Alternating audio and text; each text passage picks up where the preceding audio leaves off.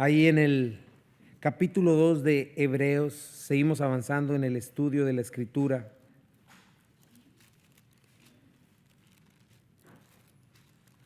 Siempre lo comento porque la verdad es como un credo que tengo que decirlo. Estamos en nuestra encomienda de predicar toda la Biblia de pasta a pasta. Creemos lo que dice la palabra de sí misma, ¿no? Dice Salmo 138:2: quiero inclinarme hacia tu santo templo y alabar tu nombre por tu gran amor y fidelidad, porque has exaltado tu nombre y tu palabra sobre todas las cosas. La Escritura es nuestra base moral, la Escritura es nuestra guía, es la máxima autoridad, el manual del fabricante, es un libro único que Dios ha inspirado, es un documento confiable para decirnos quiénes somos, de dónde venimos, a dónde vamos, para decirnos la historia del mundo, para decirnos cómo vivir, cómo caminar, cómo encontrar vida eterna, encontrar el significado de la vida, nuestra identidad. Es historia real, fidedigna, la cual Dios ha confirmado. Y estamos en esta carta a los hebreos, de autor desconocido, algún judío que escribe desde cercano oriente a hebreos, a la comunidad hebrea, escrita por el 65 y 66, un tiempo muy difícil para ellos, porque por toda su vida habían recibido la ley, habían recibido todo un sistema religioso dado por Dios. De pronto viene Dios y les dice: Cristo es el cumplimiento, todo eso deja de ser. Para ellos era difícil dejar esta idea y aceptar un nuevo pacto. Social y políticamente no eran menos difíciles. Estos judíos convertidos a Cristo literalmente eran hechos a un lado, se les consideraba impuros, quedaban excluidos de su pueblo, de su familia, les quitaban todo. Era muy complicado. Entonces, el escritor tiene que escribirle a tres tipos de personas: creyentes hebreos inmaduros que necesitaban fortalecerse en la fe, hebreos judíos no cristianos que intelectualmente estaban seguros de que Cristo era el Señor, pero no habían hecho una decisión por el Señor, e incrédulos, hebreos incrédulos. Y esto es lo que nos está ayudando Hebreos, ¿no? Y nos va a ayudar nosotros mucho en nuestra base, cómo armonizar el Antiguo Testamento con el Nuevo Testamento. ¿Por qué? ¿De dónde viene el cristianismo? ¿Por qué vino de los judíos? ¿Por qué en el Antiguo Testamento a veces vemos tanta violencia, sangre? ¿Por qué un aparente Dios duro? ¿Por qué la necesidad de sacerdotes, templo? Todas estas cosas en el Antiguo Testamento, y cómo ahora ya no necesitamos esto. Todo eso lo vamos a ver, lo estamos viendo en Hebreos. Y recapitulando, mis hermanos, en Hebreos, desde la introducción, nos está dando la respuesta el autor. Nos dice: Cristo es superior a todo, a todos, en Él estamos completos, en Él tenemos lo mejor, es el Salvador absoluto. Es supremo, superior, omnisciente, omnipotente, inmutable, eterno, preexistente.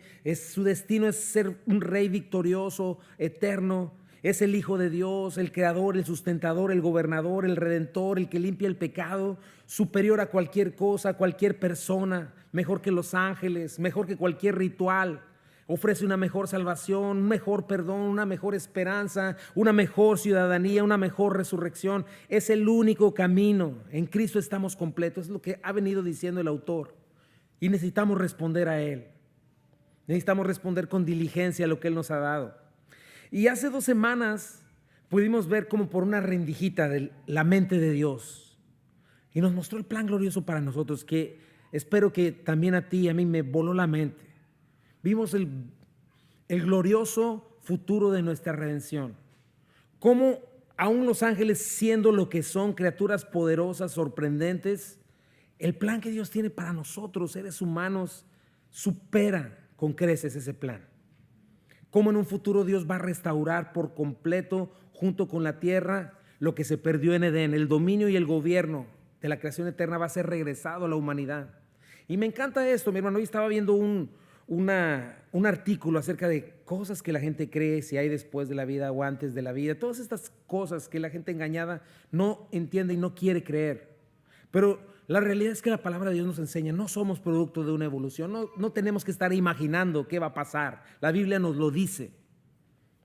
Y en un sentido nos está diciendo: hoy los ángeles caídos, vimos la semana pasada, dominan el mundo, sí, pero no fueron creados para gobernar.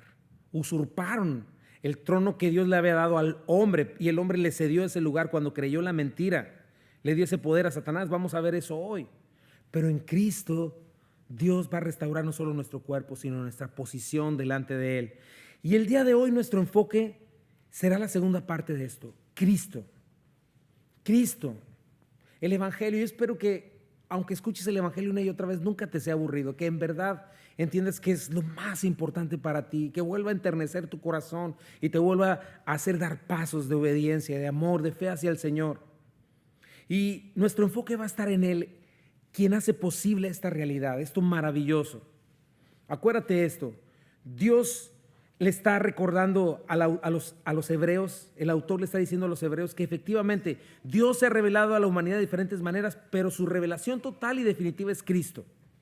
Acuérdate, para ellos, para los judíos, y esto es importante, les está escribiendo esto porque para ellos no era el problema reconocer la superioridad del Mesías. ¿Sabes qué es lo que no entendía un judío? ¿Por qué si el Mesías es superior a los ángeles, por qué tuvo que sufrir? ¿Por qué murió? Si ni los ángeles mueren y el Mesías tuvo que sufrir y morir. Y muchas veces tú y yo lo pensamos, lo vemos en las películas. Los seres humanos conquistan, muestran su poderío y dominio. Rara vez pierden, y si pierden, luego como que se levantan y vencen. Pero ¿cómo es entonces que Cristo, siendo el Salvador del mundo, el Hijo de Dios, aparentemente fue derrotado, muriendo en las manos de sus enemigos?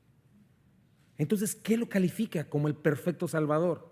¿Cuál fue el precio que tuvo que pagarse para recuperar lo perdido? Hoy vamos a ver esto, el tema de toda la Escritura, mi hermano, nuestra redención, lo que implicó que recuperásemos lo que se perdió en Edén. Por eso yo titulé este mensaje: el autor supremo de nuestra salvación. Y es verdad, en nuestra limitación por vivir en un mundo caído, hablar de nuestra restauración como dominando el mundo por sobre todas las cosas, nos puede quedar un poco velado, ¿verdad? Pero lo que sí nos está explicando esto y nos está enseñando es: volteen a Cristo, no quiten sus ojos de Cristo, porque ahí está nuestro futuro. Voltea a tu Salvador. Vamos a darle lectura. Vamos a leer de los versículos 9 al final del capítulo 2. Dice así: pero vemos a aquel que fue hecho un poco menor que los ángeles, a Jesús, coronado de gloria y de honra a causa del padecimiento de la muerte, para que por la gracia de Dios gustase la muerte por todos. Porque convenía a aquel por cuya causa son todas las cosas y por quien todas las cosas subsisten, que habiendo de llevar muchos hijos a la gloria, perfeccionase por aflicciones al autor de la salvación de ellos. Porque el que santifica y los que son santificados de uno son todos, por lo cual no se avergüenza de llamarlos hermanos, diciendo: anunciaré a mis hermanos tu nombre, en medio de la congregación te alabaré. Y otra vez: yo confiaré en él. Y de nuevo: he aquí yo y los hijos que Dios me dio. Así que por cuanto los hijos participaron de carne y sangre, y él también participó de lo mismo para destruir por medio de la muerte al que tenía el imperio de la muerte, esto es, al diablo, y librar a todos los que por el temor de la muerte estaban durante toda la vida sujetos a servidumbre. Porque ciertamente no socorrió a los ángeles, sino que socorrió a la descendencia de Abraham, por lo cual debía ser en todo semejante a sus hermanos, para venir a ser misericordioso y fiel sumo sacerdote en lo que a Dios se refiere, para expiar los pecados del pueblo. Pues en cuanto él mismo padeció siendo tentado, es poderoso para socorrer a los que son tentados. Dios, bendice tu palabra, Señor, en el nombre de Jesús. Amén. Y bueno, vamos a estar viendo esto, mis hermanos. El autor supremo de nuestra salvación. Y mi primer punto es este: Cristo es nuestro sustituto. Dice, versículo 9, pero vemos a aquel que fue hecho un poco menor que los ángeles, a Jesús, ¿verdad? Nuestro Salvador. ¿Y sabes qué eso significa? Su nombre, Jesucristo, Jesús significa Jehová salva, Yahvé salva. Ahora esa es la pregunta: ¿por qué fue hecho poco menor que los ángeles? ¿Será porque es menor, es un Dios chiquito, como por ahí dicen? ¿Por qué es menor a ellos? No, ya establecimos que no. ¿Te acuerdas? Lo vimos la semana antepasada. Se hizo humano como nosotros. Nosotros fuimos creados poco menor que los ángeles porque, como dice 1 Corintios 15:40, hay cuerpos celestiales, cuerpos terrenales. Y cuando Dios nos puso en la tierra, nos hizo cuerpos terrenales, nos hizo del polvo de la tierra. Los ángeles tienen cuerpos celestiales. Vivimos en un terreno natural, ellos en un terreno sobrenatural. Ellos tienen completo acceso a Dios, nosotros todavía no. Nosotros morimos, ellos no. Entonces, Somos menores que ellos en ese sentido, pero no espiritualmente, no en nuestra posición delante de Dios. Pero lo que es sorprendente es lo que está diciendo esto. Cristo se hizo como uno de nosotros. Filipenses 2, 6 al 7 dice, aunque era Dios, no consideró el ser igual a Dios fuera algo a lo cual aferrarse. En cambio, renunció a sus privilegios divinos, adoptó la humilde posición de un esclavo y nació como un ser humano. Este es el sentido en el que Dios se hizo poco menor que los ángeles por un tiempo. Se humilló, se vistió de nuestra carne. Y no como quien se pone un disfraz nada más, no es así. Adquirió ADN humano. Toda nuestra humanidad la adquirió, a excepción del pecado. O sea, lo que hemos venido viendo, un nuevo Adán. Esto es algo que tienes que meditar, mi hermano, porque el viejo Adán pecó y todos pecamos, pero este es un nuevo Adán, una nueva creación. El primero de muchos y seremos manifestados cuando Él regrese. Todos aquellos que nos rindamos a Él, que creamos en Él, que nos entreguemos por completo. Y es cierto, no vemos nuestra restauración, nuestro dominio todavía, nuestra libertad del pecado, pero sí podemos ver a Cristo, quien se hizo poco menor que los ángeles. ¿Y cómo lo vemos? Dice el versículo 9, coronado de gloria y de honra a causa del padecimiento de la muerte.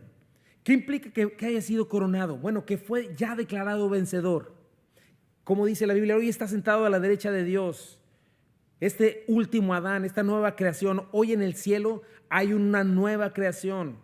ADN humano, ADN divino, juntos, el primero de muchos. Vimos la semana pasada y un día vamos a estar reinando con Él. Y dice, tiene una corona de gloria, o sea, el esplendor de la majestad de Dios, honra, el renombre, el reconocimiento, la fama del Todopoderoso Infinito es la corona de Cristo.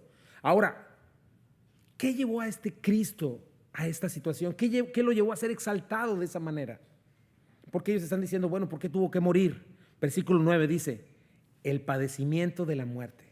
El haber muerto, ahorita vamos a ver un poco más, por qué el haber muerto fue lo que exaltó a Cristo. La causa fue esta aparente derrota, el padecimiento en la cruz del Calvario. Cristo tenía que padecer y la única manera de obtener victoria en nuestra salvación fue el padecimiento. Entonces esta aparente derrota fue lo que nos dio la victoria. Dice Mateo 16, 21, poquito antes de que empezara a anunciar, ya que fuera a Jerusalén a ser crucificado, dice, desde entonces comenzó Jesús a declarar a sus discípulos que le era necesario ir a Jerusalén y padecer mucho de los ancianos, de los principales sacerdotes, de los escribas y ser muerto y resucitar al tercer día. Ese era también el tema de Pablo cuando predicaba a los judíos. Dice Hechos 17, y Pablo como acostumbrado fue a ellos y por 3 días de reposo discutió con ellos, declarando y exponiendo por medio de las escrituras que era necesario que el Cristo padeciese y resucitase de los muertos, y que Jesús, a quien yo os anuncio, decía él, es el Cristo. ¿Te acuerdas? Segunda de Filipenses, a partir del versículo 8, nos dice esta realidad otra vez. Dice, se humilló a sí mismo en obediencia a Dios. Murió en una cruz como morían los criminales. Por lo tanto, Dios lo elevó al lugar de máximo honor. Le dio el nombre que está por encima de todos los demás nombres. ¿Para qué? Ante el nombre de Jesús se doble toda rodilla en el cielo y en la tierra y debajo de la tierra, y toda lengua confiese que Jesucristo es el Señor, para gloria de Dios Padre. Esto es maravilloso, mi hermano.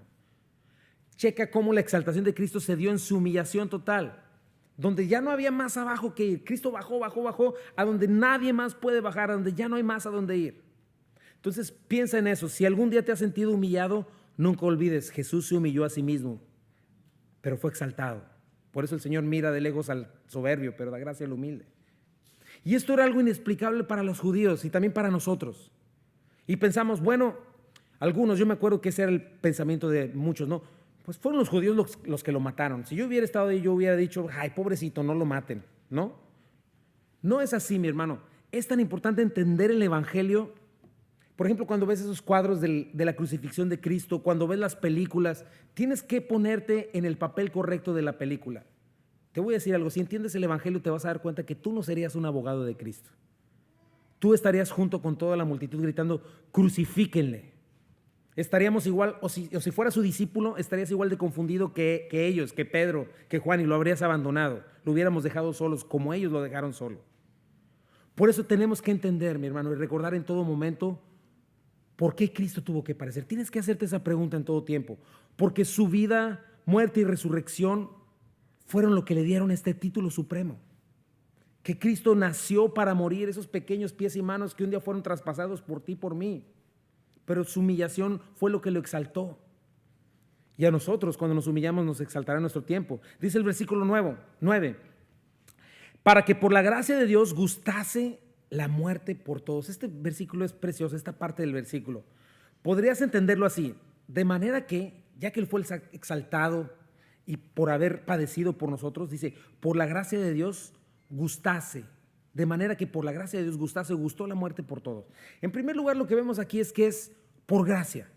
¿Verdad? ¿Por qué Dios vino a morir? Vamos a ir entendiendo poco a poco. Como un regalo inmerecido.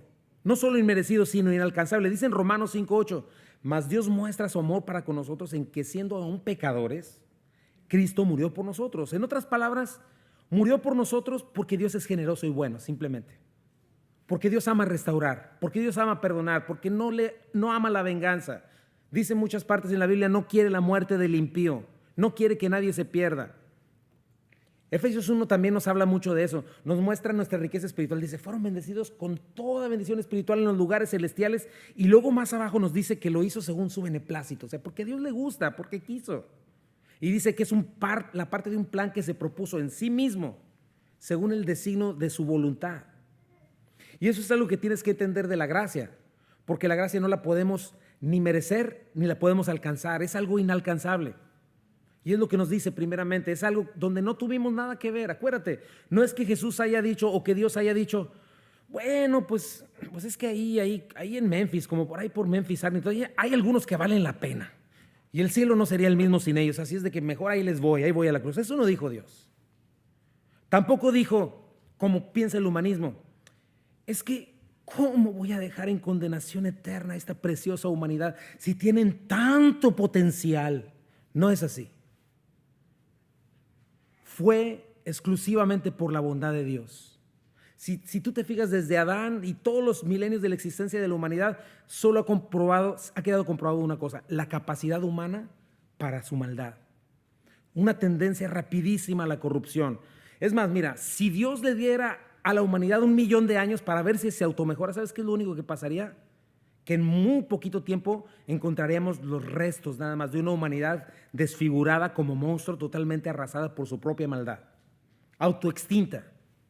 No exagero, mira la sociedad, mira hasta dónde hemos llegado y con qué velocidad. Lo acabamos de ver recientemente en Argentina, lo que pasó hace poco en México, lo que hace tiempo ya pasó en Europa, lo que ha pasado en este país. La gente está enloqueciendo y se siente con el derecho de matar a los más indefensos, y lo que es más, lo ve como un triunfo, como un avance, como algo de primer mundo.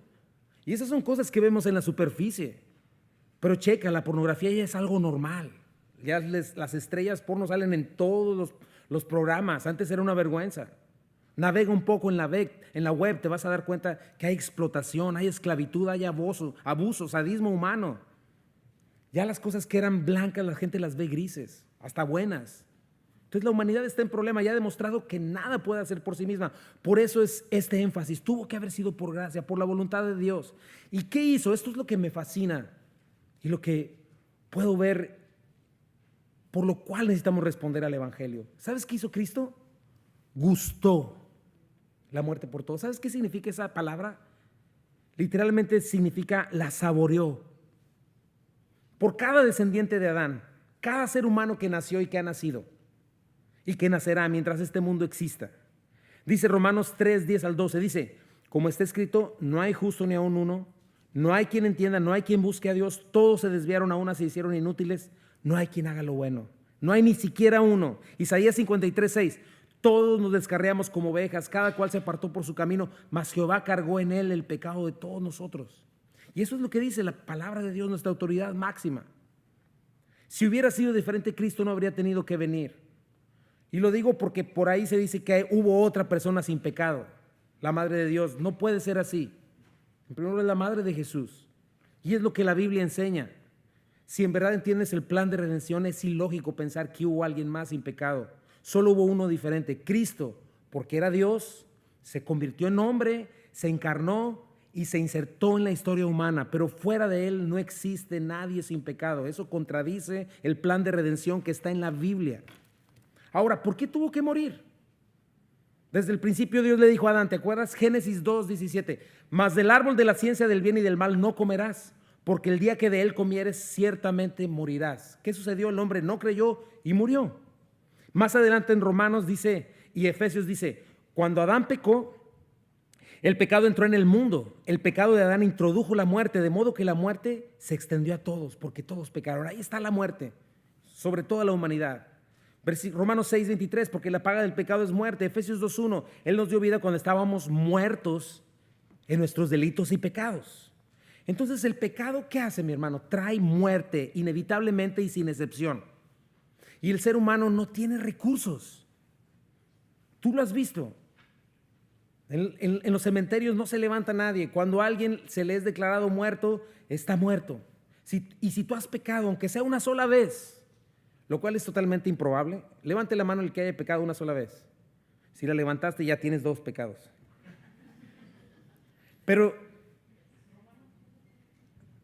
Romanos 6:23, pero si tú has pecado, ya eres reo de muerte.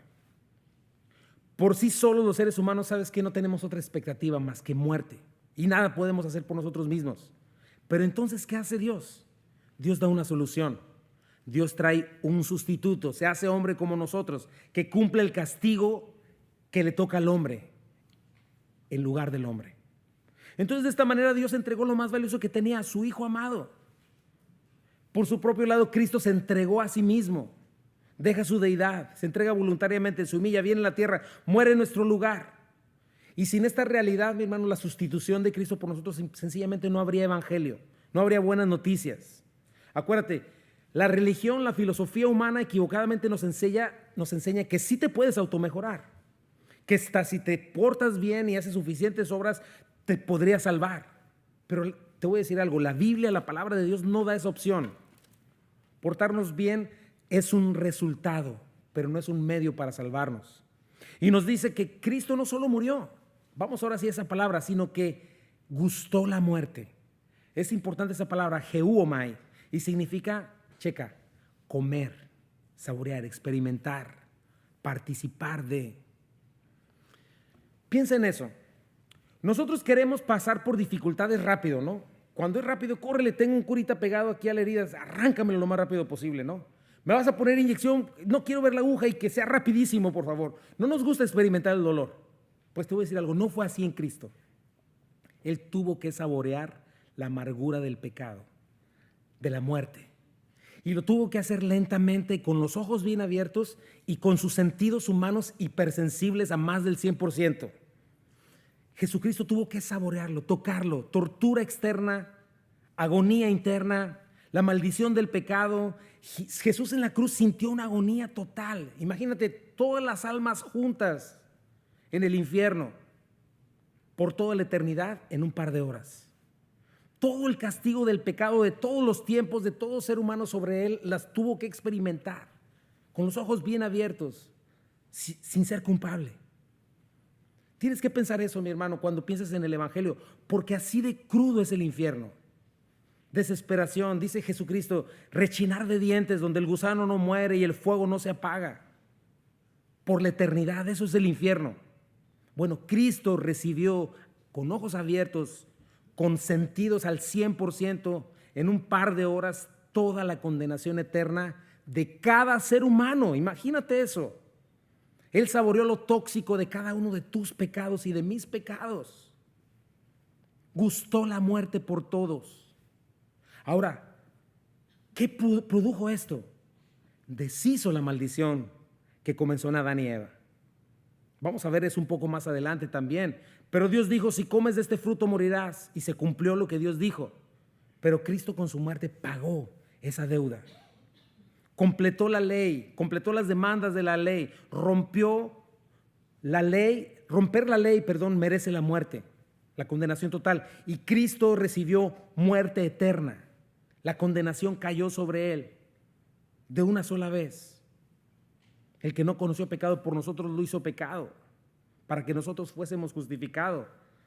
Entonces piensa en eso, por eso tuvo que haber sido hecho como uno de nosotros, poco menor que los ángeles, para morir como uno de nosotros en nuestro lugar. Tienes que pensar en eso y tienes que hacer una meditación en este momento. de lo que significa que Cristo haya ido a morir en tu lugar, por tus maldades, por su gracia, porque quiso, no porque halló algo en ti, porque encontró en Él esta bondad. Fue a gustar la muerte por ti y por mí. Pero siendo el autor de la vida, la muerte no lo pudo retener. Y ahí está la victoria, ahorita vamos a ver eso. Recuperó por completo lo perdido. Cristo, el creador, jefe, Señor de los ángeles, ángeles que le adoran, piensa en eso, se humilló, se hizo poco menor que los ángeles, experimentó la humillación suprema por todos nosotros, murió en tu lugar, en el mío, como nuestro sustituto. Esa es la verdad más básica del evangelio y eso es lo que puedes compartir. Si no tienes otra cosa, entiende esto, pon tu mente y tu corazón en entender estas verdades y explicarlas a las personas. Comenzando por este, y es mi primer punto, pero yo te lo comienzo a aplicar.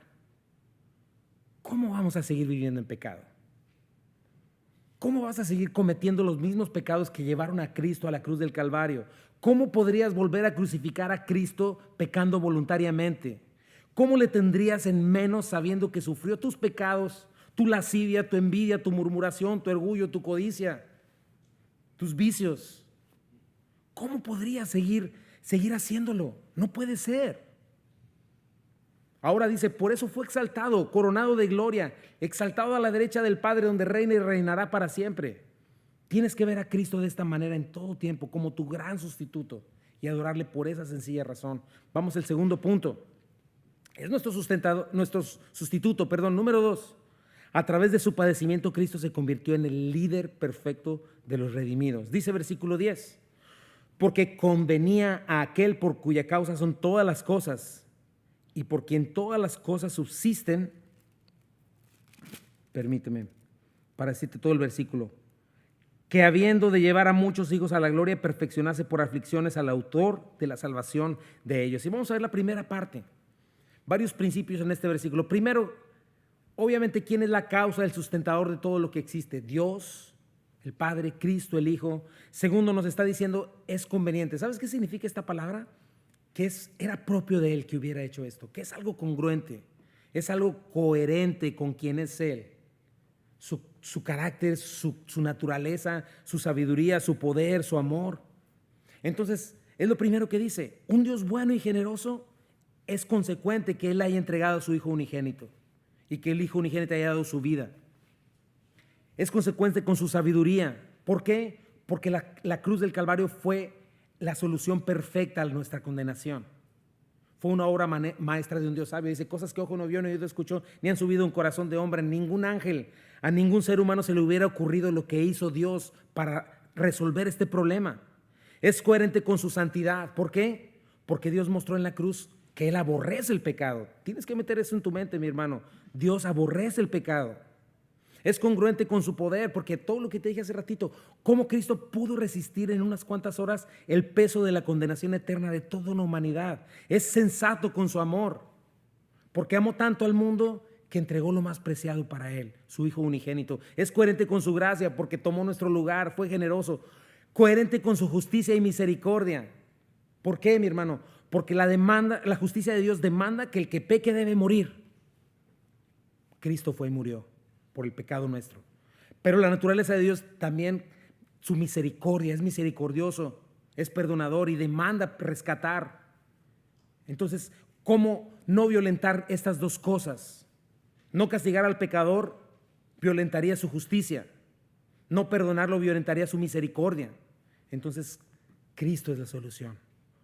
En Cristo derramó su ira, pero en el mismo Cristo su misericordia fue dado para nosotros. Dice Salmo 85:10, la misericordia y la verdad se encontraron, la justicia y la paz se besaron ahí en la cruz del Calvario. Checa eso, mi hermano, eso me impresiona. Mira, si pasaras tiempo meditando en la cruz del Calvario, eso sería algo maravilloso para ti, en lugar de estar tan preocupado por otras cosas. Pero eso ocurrió en la cruz del Calvario, piensa en eso. En ese momento la copa del juicio de Dios, todo el veneno de nuestro pecado estaba siendo derramado sobre Cristo. Cristo lo estaba bebiendo.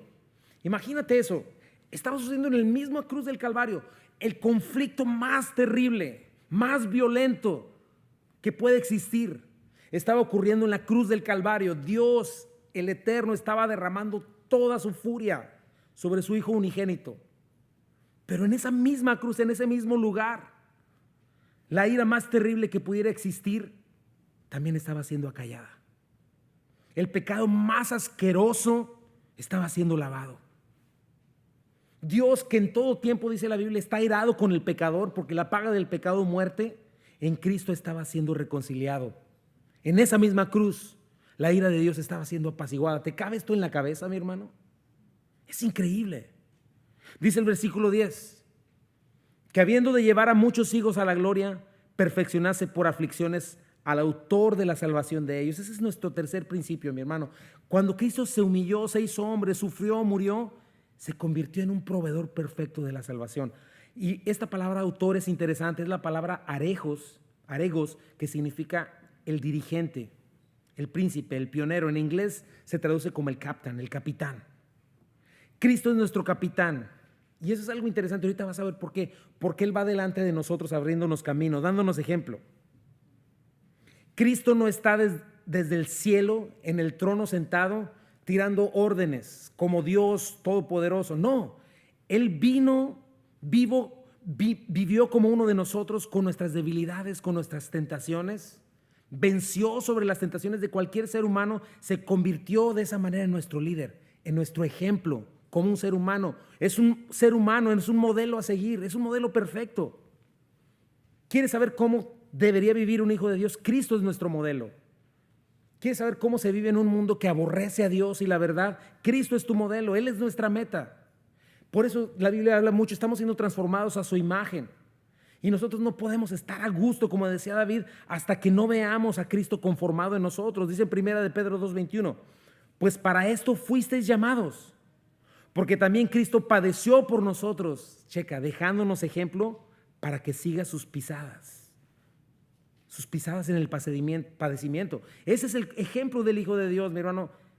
El camino del cristiano es la humillación para después ser exaltado. El camino no es como muchos falsos profetas lo ponen, ir tras los ídolos de este mundo, que te enseñan que el punto de Cristo murió para que puedas tener el deseo insaciable por lo que ves, el orgullo de tus logros y posesiones, el deseo por tu comodidad y el placer físico. Para eso no fue para lo que nos salvó Cristo. La palabra de Dios dice claramente en 1 de Juan 2, 14 y 16 que absolutamente ninguna de estas tres cosas provienen del Padre. Es más, dice que el que ama al mundo, el amor del Padre no está en él. Así de sencillo. Y si alguien te predica el amor al mundo y a las cosas de este mundo, el amor del Padre no está en él. Punto. Cristo, al haber padecido como ser humano, nos está diciendo eso, se convirtió como el ejemplo perfecto de esta nueva creación. Este nuevo Adán nos abrió camino al Padre. Aquellos que nos hemos rendido a Él, que nos ha dado el derecho de ser hechos hijos de Dios, como dice en Juan 1. Entonces Cristo, al humanarse, hizo lo que no podía hacer desde su posición en el cielo, como infinito Dios del cielo. ¿Sabes qué hizo Jesucristo? Bajó a nuestro nivel. Y entonces nos toma de la mano y nos lleva con Él. Eso me encanta. No sé cuál sea tu estatura, mi hermano, pero Cristo se hace de tu medida y te puede ver directo a los ojos. Puede tomar tu mano y fortalecerte. Eso es lo que hace Cristo. No como un Dios impersonal. Ahorita vamos a ver un poco más de eso. Dice Hebreos 5, 8 al 9. Aunque era hijo de Dios, Jesús aprendió obediencia por las cosas que sufrió. De este modo, Dios lo hizo apto para ser el sumo sacerdote perfecto. Y Jesús llegó a ser la fuente de salvación eterna para todos los que le obedecen.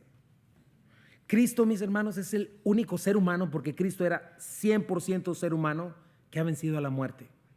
Cristo es el único que la ha burlado. Si te has preguntado o alguien ha preguntado, ¿quién ha ido y quién ha venido? Hay uno, Jesucristo. ¿Sabes qué significa eso? Como el capitán, como nuestro líder, que abrió un camino. Al ir hacia la muerte, abrió un camino.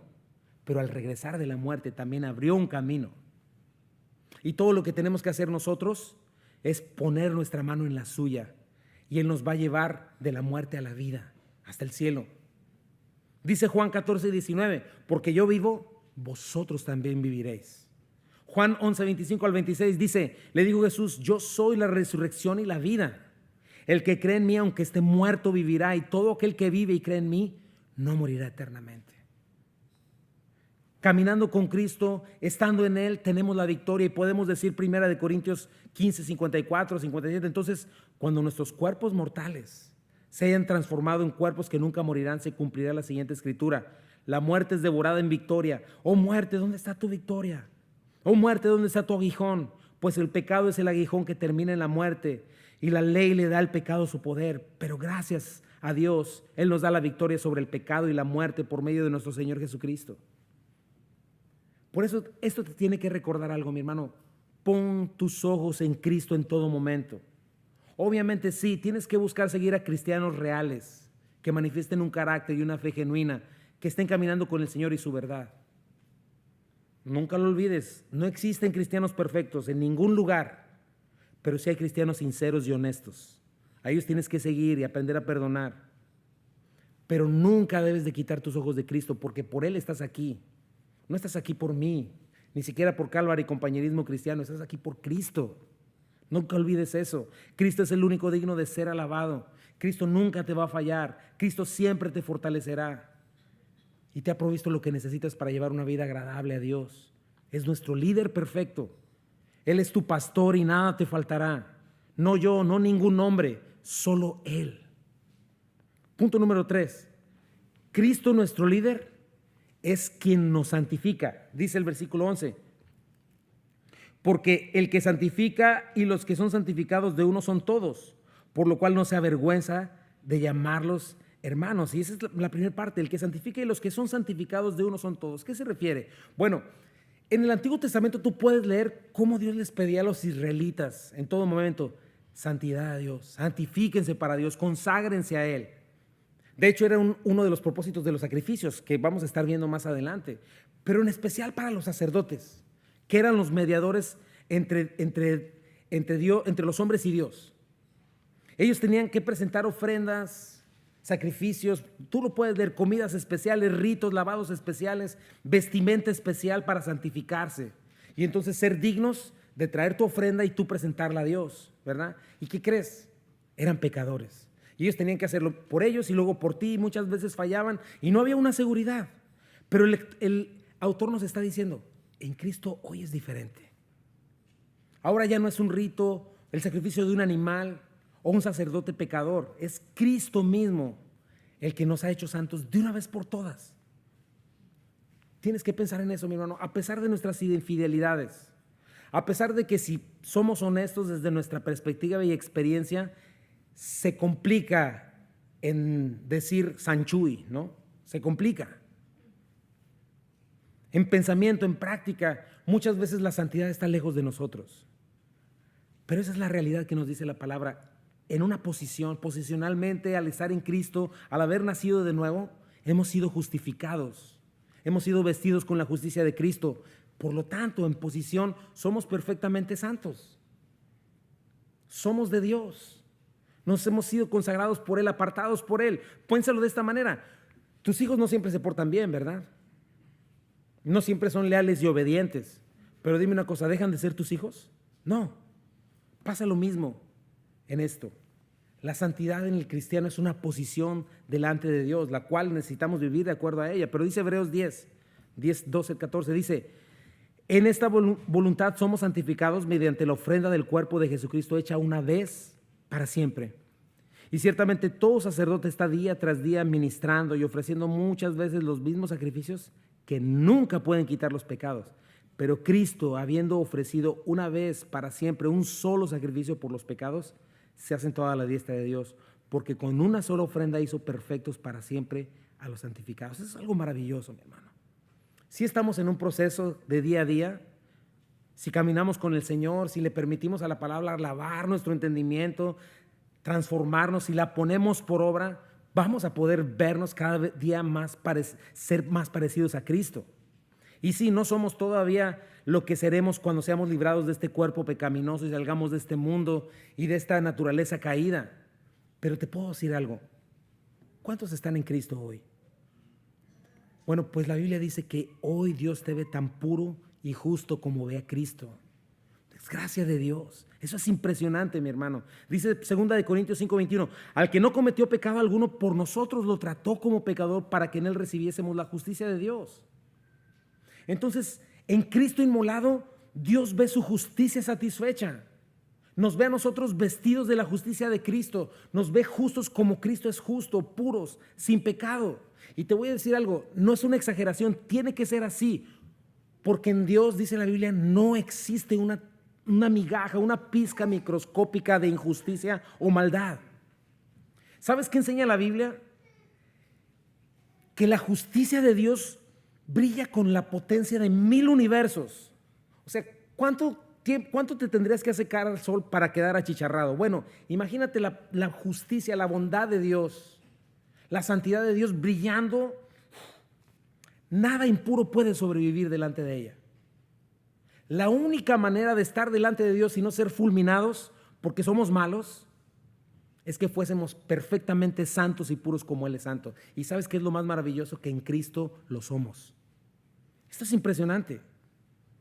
Hebreos 2:11 dice, por lo cual no se avergüenza de llamarlos hermanos. Esto me abruma, mi hermano. ¿Cuántas veces he caído? ¿Cuántas veces me siento indigno siquiera que me digan pastor? Es más, en nuestras propias familias, tú lo sabes, ¿cuántas veces que éramos chiquitos nuestros actos estúpidos, nuestras desobediencias, ya aún como adolescente, nuestras faltas de respeto deshonraron a nuestros padres terrenales? Literalmente, ¿cuántas veces trajimos vergüenza a ellos? Ahora imagínate a Dios, mi hermano. Bueno, la Biblia te dice esto, que a pesar de lo que eres, Cristo, el Hijo de Dios, no se avergüenza de llamarte su hermano. Eso implica que Cristo conquistó el pecado con su muerte, mi hermano. Eso implica que Cristo verdaderamente rompió el dominio del pecado sobre nosotros y nos hizo herederos, hijos de Dios. Romanos 8:17 dice, y si somos hijos, somos herederos de Dios y coherederos con Cristo. Pues si ahora sufrimos con Él, también tendremos parte con Él en su gloria. Entonces, si Él es santo, si nos ha santificado, su santidad es nuestra. ¿Por qué crees que la Biblia dice en Cristo están completos? No hay más que agregar a nuestra salvación. Ya no hay más que agregar. Es un insulto el decir que yo puedo automejorarme, que yo puedo ganar mi salvación. Es un insulto. No puedes. Podemos hacer algo, sí podemos hacer algo. Responder a esta santidad que Dios ya nos ha dado. Sí puedes entregarte en cuerpo y alma, sí puedes consagrarte a Él, sí puedes hacer hoy algo por el poder del Espíritu Santo, rechazar toda impureza, rechazar toda mentira, toda malicia y recibir con mansedumbre la palabra implantada. Sí puedes ponerla por fe, eso sí puedes hacerlo, porque el Espíritu Santo está actuando poderosamente en ti. Y esto es algo impresionante, porque en el pasado, tú lees el Antiguo Testamento, Dios rechazó a Israel, literalmente lo divorció por ser una esposa infiel. Pero, ¿qué podemos ver nosotros los cristianos ahora en Romanos capítulo 8? Nada te puede separar del amor de Dios. Piensa en eso, mi hermano. Ahora te voy a decir algo. Si Dios no se avergüenza de llamarse nuestro Dios, ¿por qué tantas veces nosotros nos avergonzamos de llamarnos sus hijos? ¿Cuántas veces te avergüenzas del Evangelio y no eres capaz de hablar de tu fe? Es bien importante eso, mi hermano. Tener esa seguridad que te da el Evangelio. Versículo 12 nos da un salmo mesiánico el autor para corroborar esto. Dice, diciendo, anunciaré a mis hermanos tu nombre en medio de la congregación, te alabaré. Este es parte del Salmo 22. Pero si te fijas en los evangelios, el Señor jamás llamó a sus discípulos hermanos, ni a los de su pueblo. ¿Sabes hasta cuándo? Hasta que fue a la cruz y resucitó. A partir de ahí, porque la hermandad fue provista o fue conquistada por Cristo en la cruz del Calvario. Fíjate, justo después de resucitar, dice Juan 20:17, suéltame porque todavía no he vuelto al Padre. Por primera vez, Cristo les dice, ve más bien a mis hermanos y diles, vuelvo al Padre, que es el Padre de ustedes. Eso lo completó Cristo para nosotros, lo conquistó. A mi Dios, que es Dios de ustedes. Y vuelve a citar a Isaías. Dice Hebreos 2:13, que es una parte de Isaías. Dice, y otra vez, yo confiaré en Él.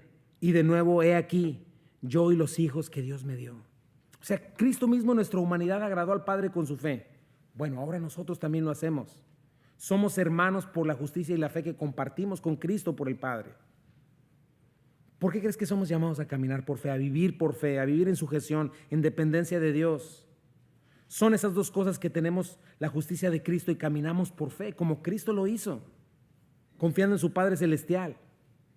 Obviamente no es nuestra capacidad, nuestro desempeño, es la justicia de Cristo que tenemos en esta posición que tenemos de santidad.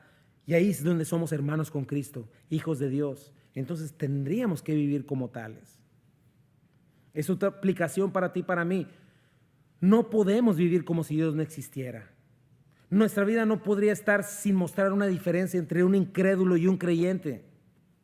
Obviamente esa diferencia no la marca que seamos religiosos, sino una verdadera libertad en Cristo, una vida transformada de alguien que en verdad ahora aborrece su pecado y ama la verdad, de un matrimonio que está siendo transformado, restaurado, que refleja el Evangelio. Porque somos hermanos de Cristo, somos hijos de Dios por su muerte en la cruz, eso lo adquirió Cristo para nosotros. Punto número 4 dice, por su encarnación y muerte, Cristo conquistó a Satanás, por lo tanto en Cristo somos vencedores. Versículo 14 dice, así que por cuanto los hijos participaron de carne y sangre, Él también participó de lo mismo para destruir por medio de la muerte al que tenía el imperio de la muerte, esto es, al diablo. En primera parte es ese, así por cuanto los hijos participaron de carne y sangre. Participar te va a sonar esa palabra, es la palabra koinonía, que significa tener comunión, compañerismo, ser parte de un mismo cuerpo, lo mismo. O sea, todos los seres humanos compartimos el mismo ancestro, tenemos el mismo ADN, aunque sus diferencias. Pero es mentira, no somos diferentes razas, solo somos una raza. Sabes que genéticamente las diferencias que tú puedes ver, como el pelo güero o chino o negro, el color de la piel, las cosas externas, fisonomía, representan menos del 5%. O sea que todos los seres humanos, sean de cualquier lugar, africanos, asiáticos, anglos, latinos, compartimos un mismo ADN en común, más del 95%. Somos muy parecidos, somos una sola raza. Y Adán, nuestro ancestro, pecó y murió espiritualmente, por eso todos morimos, por igual, no importa de dónde seamos. Bueno, todos participamos de esta misma descendencia. Versículo 2:14 dice, Él, Jesucristo, también participó de lo mismo. ¿Qué significa eso, mi hermano? Es interesante porque esa palabra es diferente a koinonía, es la palabra meteco, que tiene que ver con tomar algo que no pertenece a mi naturaleza. ¿Qué significa esto? Pon atención, que por naturaleza obviamente Cristo no era humano. Voluntariamente se hizo poco menor que los ángeles y tomó algo que no le pertenecía, tomó nuestra naturaleza divina. Perdón, nuestra naturaleza humana. Eso lo tomó el Señor. Pero al mismo tiempo, ¿sabes qué hizo? Añadió a nuestra naturaleza la naturaleza divina.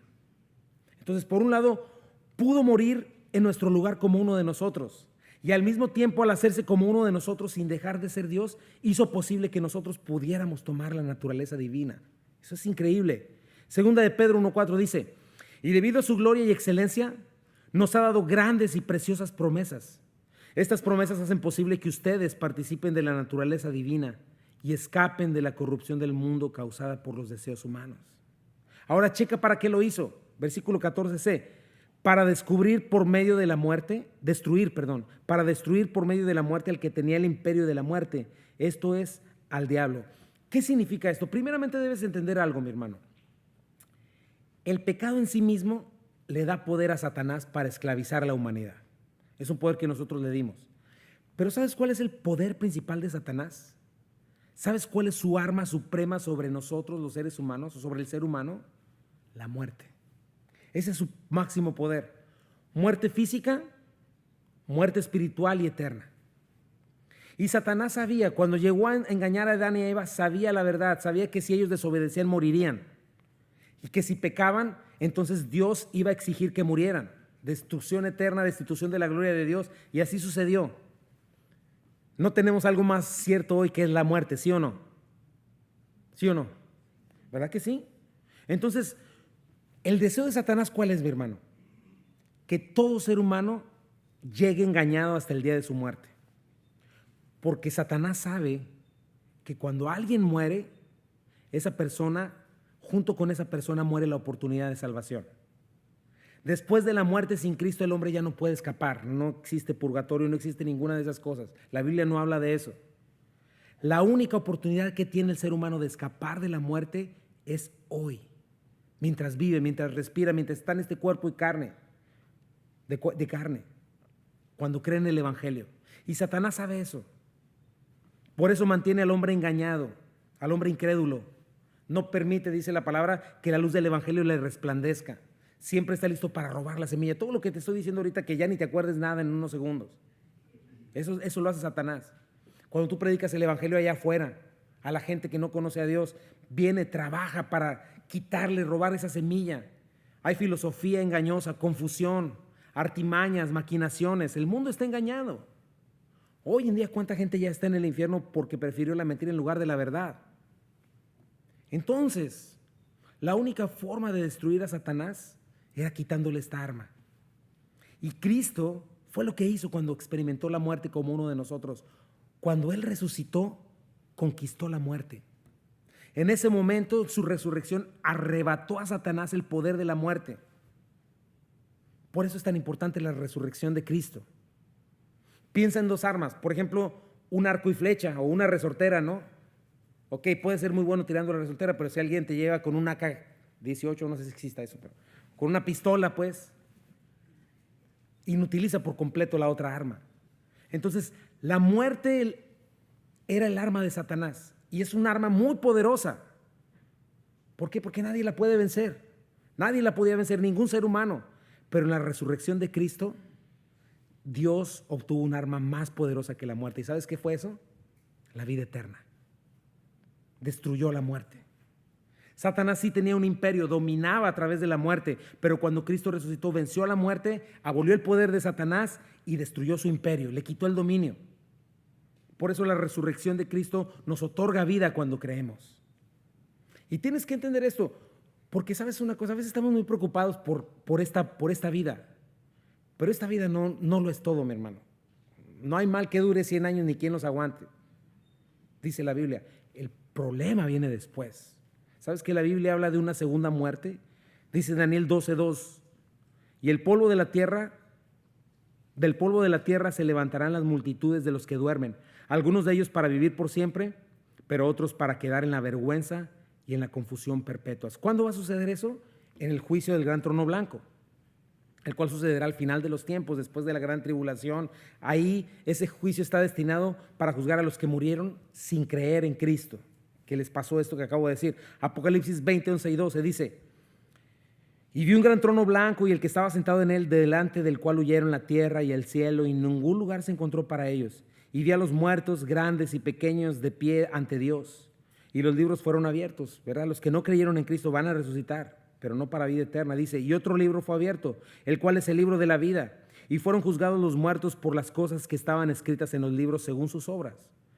Dice el versículo 13, y el mar entregó los muertos que había en él, y la muerte y el Hades entregaron los muertos que había en ellos, y fueron juzgados cada uno según sus obras. Y la muerte y el Hades fueron lanzados al lago de fuego. Esta es la muerte segunda. Una segunda muerte. La Biblia le da una segunda muerte.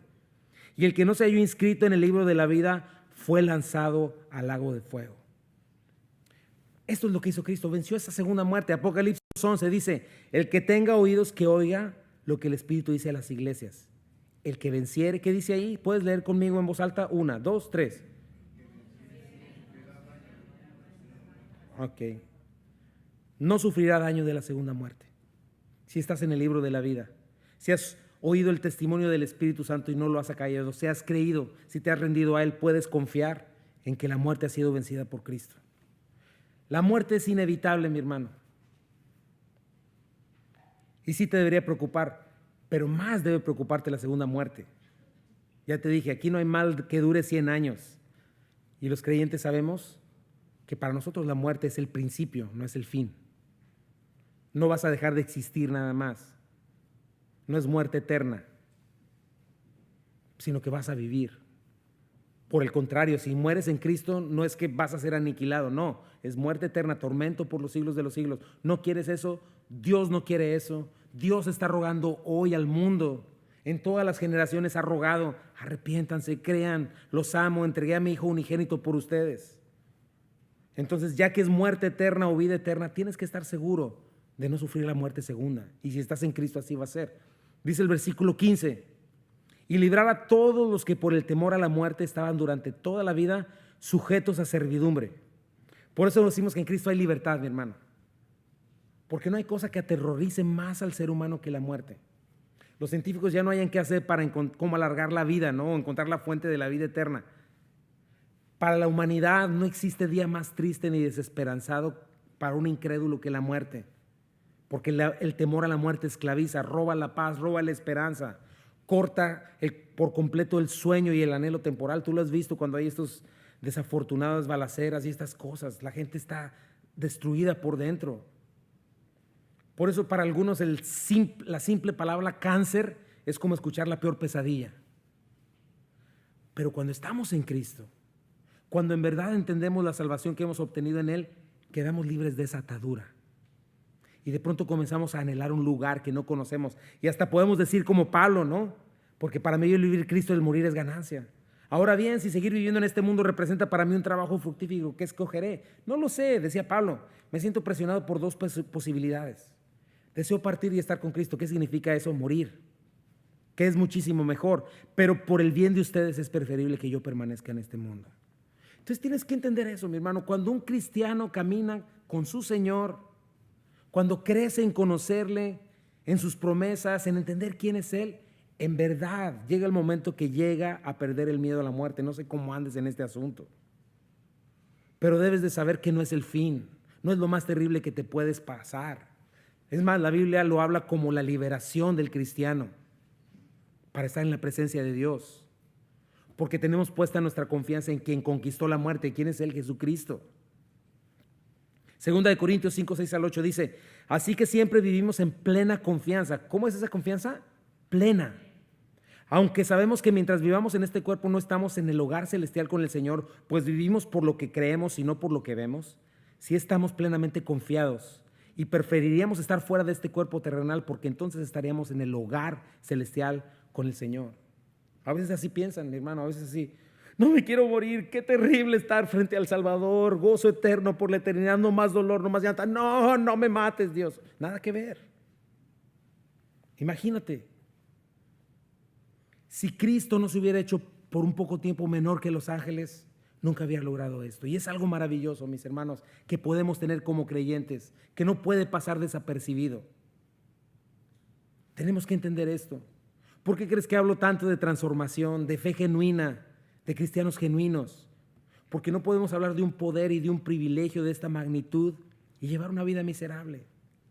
No podemos estar esclavos de vicios, de angustia, de temor, de muerte. No podemos vivir guiados constantemente por las obras de la carne. No puede ser, no debe ser. Me encanta. ¿A cuántos les gustaría ser librados del temor a la muerte, mis hermanos? ¿Cuántos de ustedes se sienten libres del temor a la muerte? Es algo que tienes que pedir y rogar.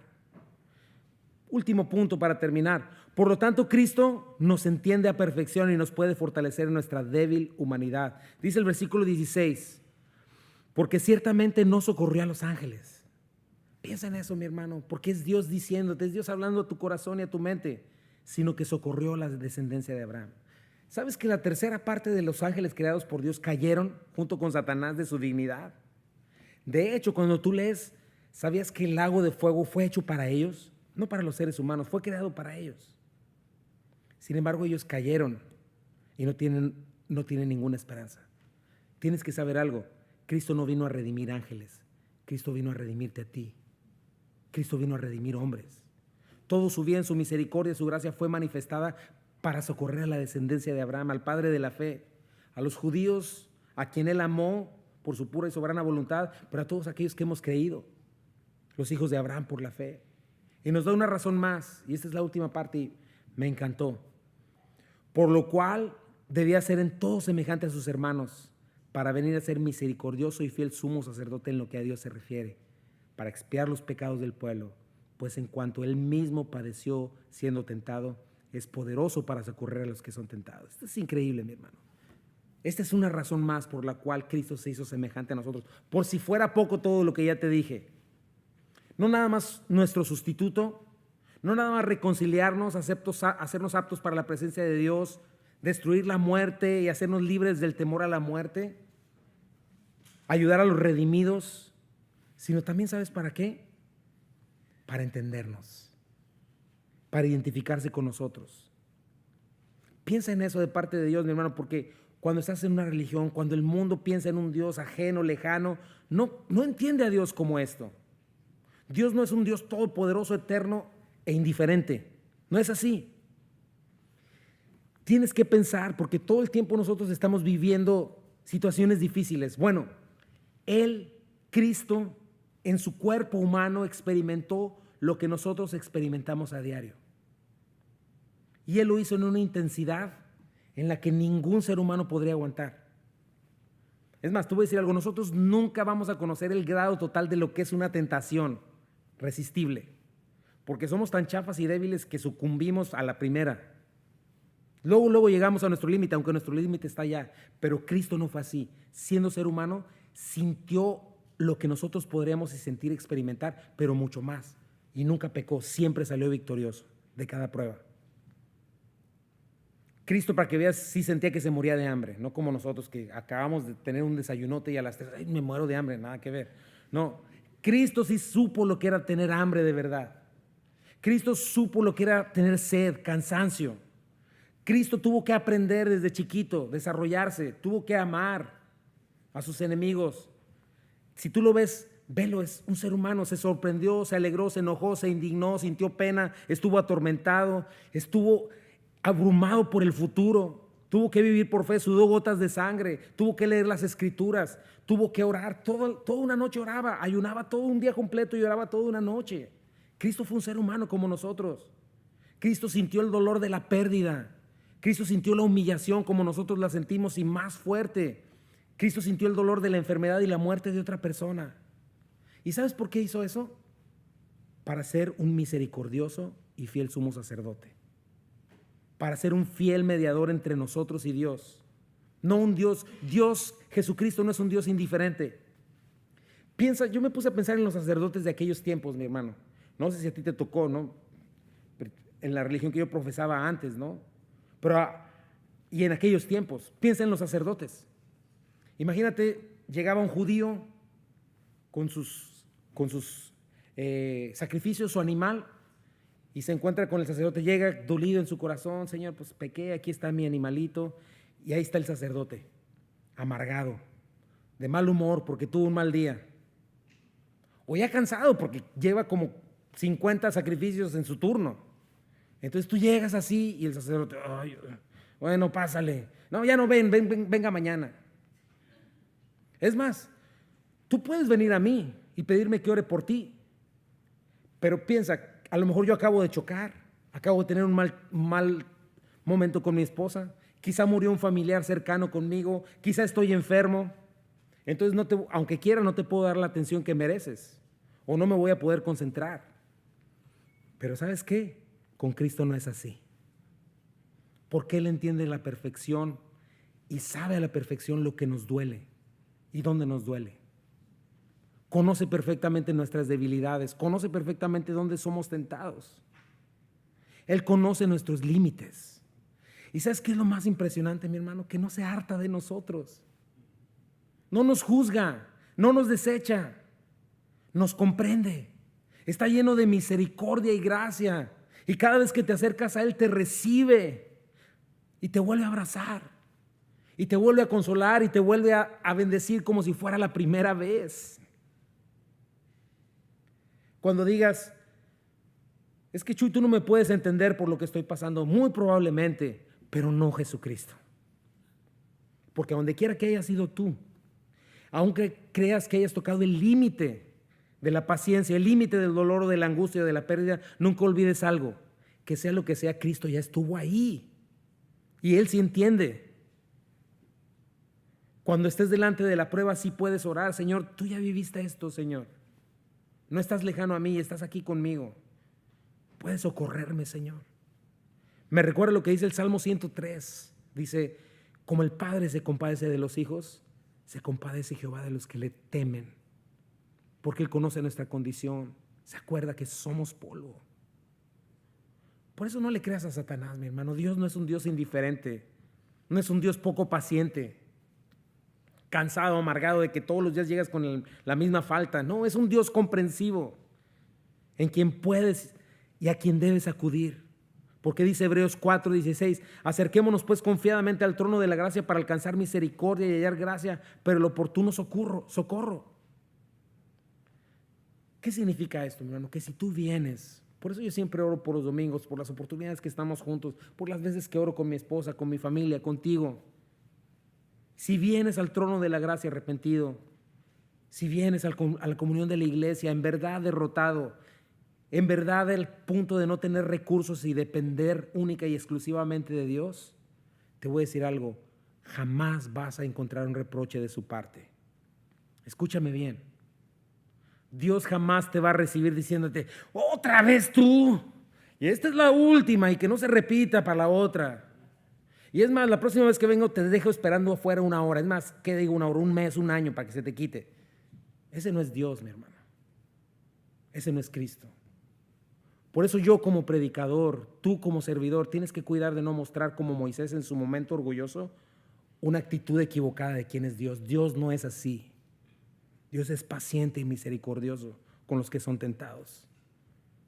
En especial con aquellos que están ansiosos por abandonar ese pecado, ansiosos por agradarlo, aquellos que han creído, aquellos que no soportan haber roto su comunión con Dios y que vienen a Él buscándole ayuda, perdón.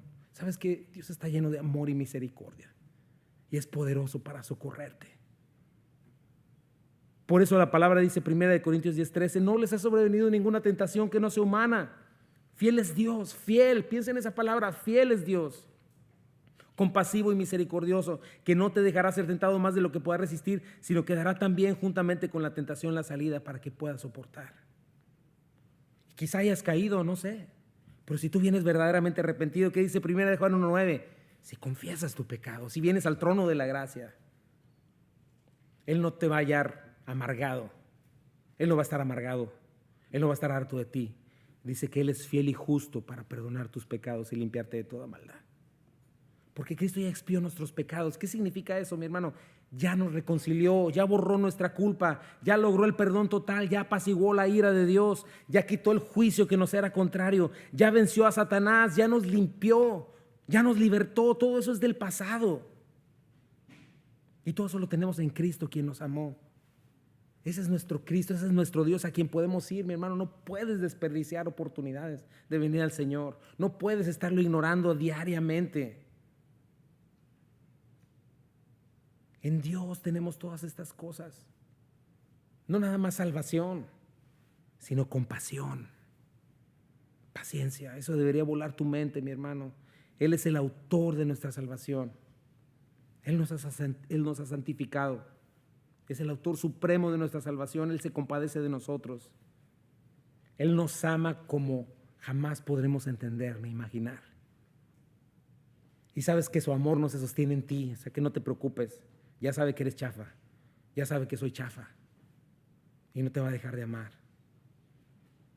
¿Sabes que eso implica que nada nos pueda arrebatar de su amor? En Él estamos seguros. Por eso, mis hermanos, escucha el ruego de Dios en este día y con eso terminamos para orar. No lo escuches como un regaño o como una pedrada. Escúchalo como una verdadera exhortación y una invitación de parte de Dios. Dios quiere verte libre. Dios quiere verte gozoso. Dios no quiere que vivas en miseria. Dios quiere levantarte. Pero necesitas atender a esta salvación tan preciosa. Segunda de Pedro, y con eso termino. Mediante su divino poder, Dios nos ha dado todo lo que necesitamos para llevar una vida de rectitud. Ya te lo dieron. Todo esto lo recibimos al llegar a conocer a quien nos llamó por medio de su maravillosa gloria y excelencia. Y debido a su gloria y excelencia nos ha dado grandes y preciosas promesas. Estas promesas hacen posible que ustedes participen de la naturaleza divina. Checa, lo hacen posible. Participes de la naturaleza divina y escapen de la corrupción del mundo causada por los deseos humanos. Pero aquí está la aplicación, mi hermano. En vista de todo esto, de lo que hemos visto hasta aquí, esfuérzate al máximo por responder a las promesas de Dios. Complementa tu fe, no la dejes abandonada lunes, martes, de lunes a sábado. Complementa tu fe con una abundante provisión de excelencia moral, provisión que Dios ya te da. A la excelencia moral, conocimiento; al conocimiento, control propio, dominio propio; al dominio propio, perseverancia; a la perseverancia, sumisión a Dios; a la sumisión a Dios, afecto fraternal; al afecto fraternal, amor para todos, lo cual implica perdón, lo cual implica considerarte. Versículo 8: cuando más crezcas de esta manera, más productivos y útiles serán en el conocimiento de nuestro Señor Jesucristo.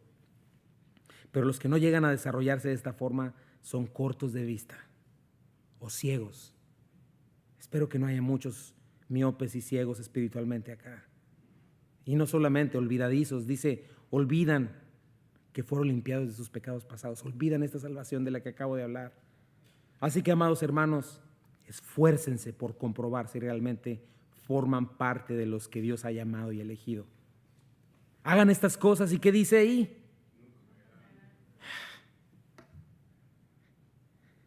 Hagan estas cosas y ¿qué? Wow. Entonces Dios les dará un gran recibimiento en el reino eterno de nuestro Señor y Salvador Jesucristo. Mi hermano, la riqueza del cristiano no son para este mundo. Aunque en este mundo Dios nos da más de lo que merecemos, aunque podemos disfrutar de la playa, podemos disfrutar de una película, de una buena comida, mi hermano, ninguna de esas cosas alcanza las bendiciones que tenemos en el Señor. Quisiera preguntarte, ¿hay alguien aquí que todavía no esté seguro de que ha sido librado de la segunda muerte? Si es así, te pediría que levantaras tu mano y que hicieras a Cristo el Señor de tu vida hoy. Que no dejaras pasar eso. Y que el día de hoy le dijeras, Señor, yo quiero ser tuyo, Señor. Y quiero estar seguro en tus manos. Y no quiero seguir esclavo del temor a la muerte. ¿Habrá alguien?